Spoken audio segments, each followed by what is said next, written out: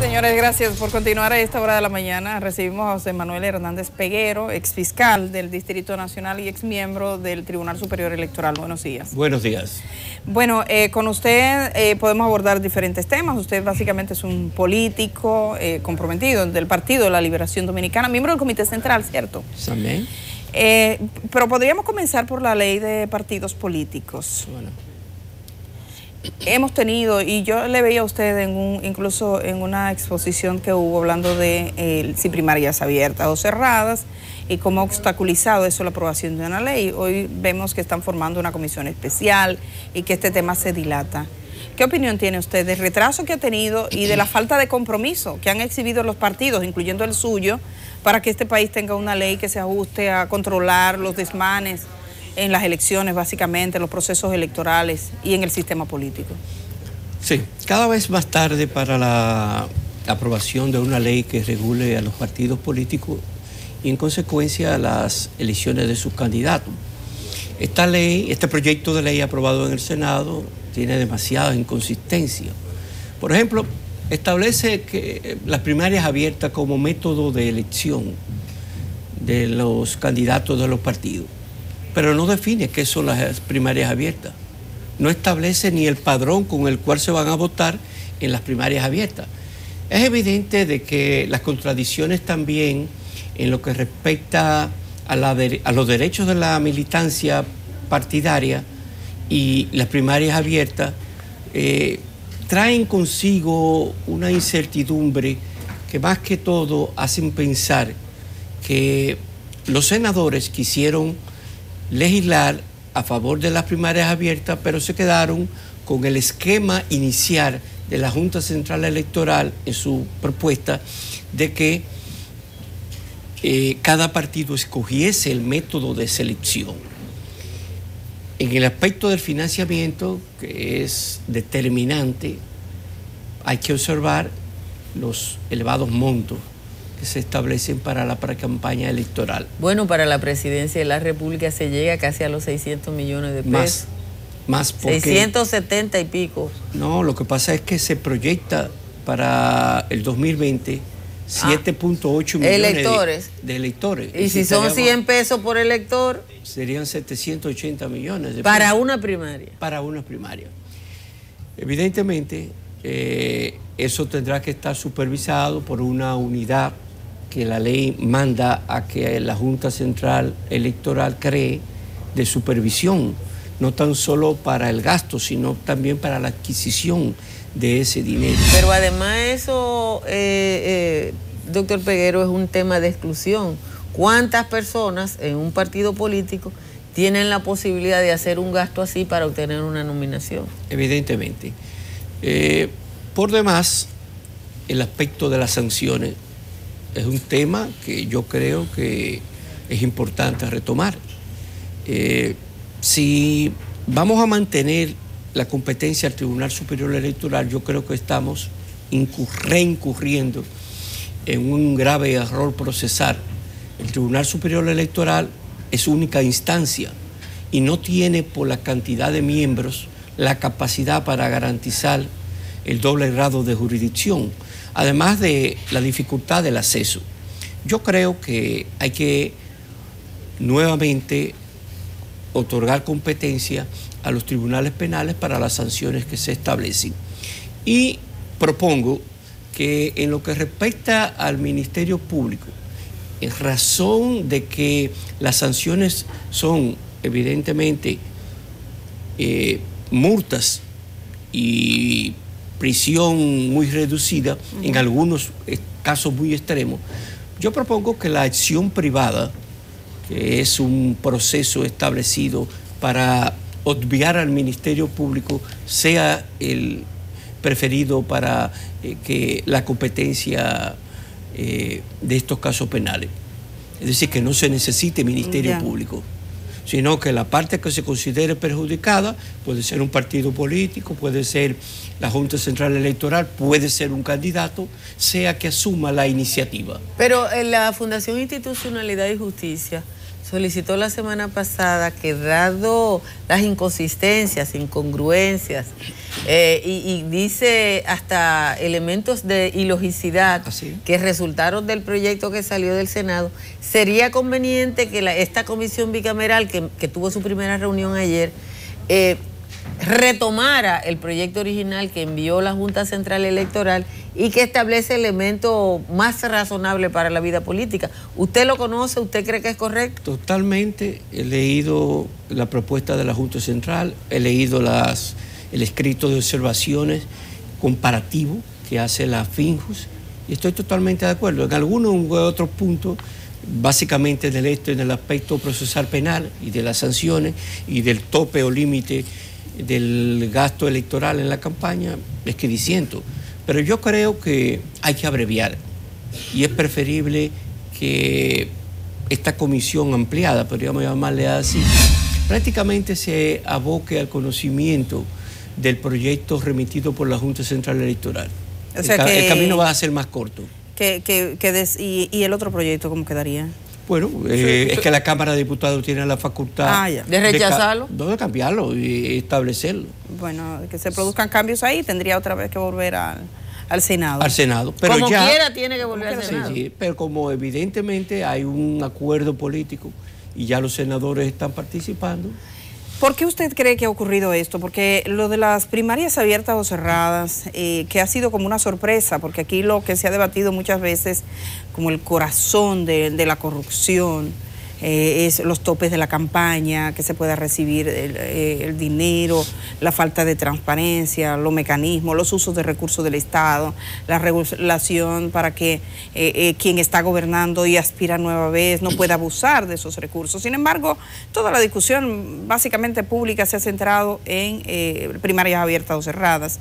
Y eso está muy signado por el interés interno en el Partido de la Liberación Dominicana, de que si la tendencia de Danilo Medina, que ellos han dicho que no, pero bueno, todo el mundo se beneficia, y que la tendencia de Leonel Fernández, que ha sido un opositor a ese tipo de primaria, se resiste a ello. ¿Eso es un malestar interno dentro del PLD? Pero no lo circunscribamos nada más al PLD, también el PRM tiene ese problema. Sí, porque la facción de Hipólito Mejía apoyaba las primarias abiertas. Le había ido muy bien cuando en el 2000... Contando con Medina, ¿no? Bueno, uno no sabe. Dicen que contando con... Bueno, es que la última encuesta Gallup dice que dentro del PRM, en el mejor de los escenarios, Hipólito Mejía un 13%. Por eso. Pero cada quien lucha por sus espacios, ¿verdad? Había una mancuerna entre Medina y Hipólito. ¿Usted considera? No, porque algunos dicen que era Medina contando con Hipólito. Había identidad en cuanto a la preferencia de las primarias. Yo creo más que todo que se trata de una cuestión conceptual, una cuestión ideológica, es decir, yo prefiero que a los candidatos lo escoja el pueblo y no la militancia. Yo considero que no, que independientemente de los vicios de inconstitucionalidad que están latentes, tal y como lo estableció la Suprema Corte de Justicia en el 2005, evidentemente eso denaturaliza a los partidos, los debilita muchísimo y permite ante todo una mayor afluencia de dinero a ciertos candidatos que tal vez no representan la concepción y la ideológica de los partidos políticos. Usted esta semana puso un tuit a propósito del reparto que están haciendo de 300 millones, que dice el presidente de la Cámara, den las gracias porque son menos. El año pasado eran 700.000, 1 millón, entonces ahora lo que hemos hecho es hacer una reducción. Ese reparto que tanto irrita a este pueblo cada vez que se conoce, parece un elemento nuevo, tú vuelves y te irrita, te da algo en el estómago, pero vuelve otra vez. Y usted decía cuáles son los mecanismos que podrían tener senadores y diputados para ayudar a las madres. Es una crítica. La hago de manera muy constructiva y evidentemente no estoy de acuerdo en lo más mínimo. Yo creo que aquí estamos apostando a que una ley va a cambiar a los políticos, o por lo menos a los que dicen que ejercen la política. Yo creo que no. Nos falta mucha educación, falta mucho conocimiento, y es que cuando un legislador cree que por dar un regalo a una madre que lo está necesitando va a ganar voto, es evidentemente que... ¿Le ha resultado? El cliente, lo que ha hecho... No necesariamente, dígame usted.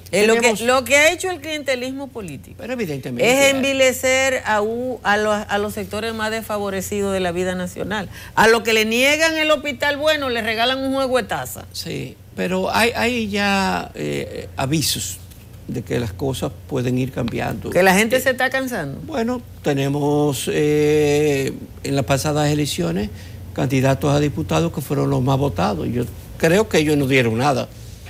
Una Farideh Raful, el otro del PLD, amigo mío, por Dios. Es decir, yo creo que es posible que podamos esperar un mejor país, en donde el voto no esté ligado necesariamente a un regalo. Y es a eso que debemos apostar. Yo creo que si los senadores y diputados hubiesen aprobado todas estas iniciativas que yo digo en mi tuit, evidentemente pudiese una mujer estar más agradecida que darle un sencillo el juego de taza. ¿Dónde queda el compromiso de los partidos? O sea, usted que es un hombre de partido, yo no sé cómo se siente. O sea, ¿cómo se siente estar en un partido que tiene... ¿Cuántos años que tiene el PLD en el poder? Más desde el 96, con un interregno de 4 años, 18 años. 18 años en el poder, va para 20 años en el poder. Y hoy por hoy ese es el resultado. O sea, usted ¿hasta dónde los partidos son corresponsables? Yo creo que los PLDistas no están entendiendo el momento. Y más aún lo que puede ocurrir dentro de 2 años cuando ocurran las elecciones. El PLD, independientemente de las críticas que tú puedas hacerle a la oposición, se estará debatiendo estará participando en una contienda en donde aspira a una 5ª reelección partidaria, sin importar quién sea, ¿verdad? Sí. Y eso significa mucho. Las cosas en cualquier momento pueden cambiar tan rápido que pueden quitarle el poder. Y aquí los PLDistas, principalmente la cúpula dirigencial, no está entendiendo estas realidades que se están viendo a cada rato. La correlación de fuerzas a nivel internacional, hay muchas cosas que están preocupando y hay muchas insatisfacciones en sentido colectivo que los gobiernos del PLD, todos los 4 juntos que vamos a tener, no han podido satisfacer en lo más mínimo. Estamos hablando de seguridad ciudadana, estamos hablando de medicina y seguridad social, es decir, hay mucha deuda. El PLD tiene que reflexionar y a partir de ahí yo creo que hacer propuestas distintas a las que está haciendo en cuanto a los candidatos. ¿Y tiene capacidad de hacerlo en función de una dirigencia que en términos efectivos no se renueva hace más de una década? Bueno, esa es una de las cuestiones que la ley de partidos políticos está enmendando, que el periodo no vaya más allá de 4 años. Yo sé que la resistencia que hay no es tan solo por la primaria, hay mucha resistencia por otros motivos. Y esa es una de ellas. Y también al tope de financiamiento y a las limitaciones y a las sanciones. Pero dicen por ejemplo, que... ¿cómo es posible que podamos estar a 2 años de las elecciones y ya estamos en una campaña, pre-campaña interna de una demostración? Yo le conté a un solo aspirante en el PLD 9 vallas entre el peaje y Santiago. Y eso no es posible. Y 9 vallas me dicen que en promedio cuestan $500,000.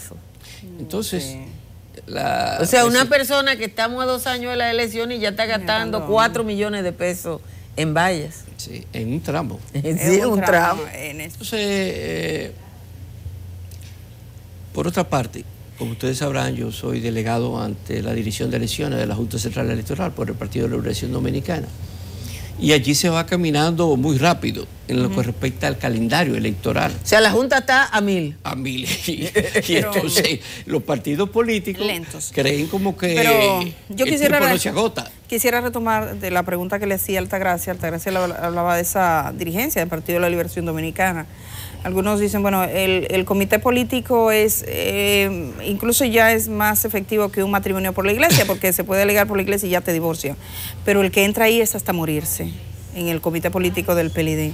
Según la reforma, la ley de partidos, esa dirigencia tendría que salir. Y usted, que los conoce más que nosotras porque está dentro, ¿cuál es el ánimo que usted ve o la posibilidad de renovar a esa gente que además copan el gobierno eternamente? Yo no creo que de eso se esté hablando por el momento. No. Eso no es preocupación para el PLD. no le preocupa y mucho menos para ellos, ¿verdad? Sí. Evidentemente... ¿Pero usted cree que es un diálogo necesario? Bueno, evidentemente es que el partido tendrá que abocarse no tan solo a la reestructuración de su instancia ejecutiva máxima, que es el comité político, también el comité central, también de sus direcciones medias, de los comités de base, comité intermedio. Allí no se ha producido nada. Los partidos serán bastante impactados por estas disposiciones.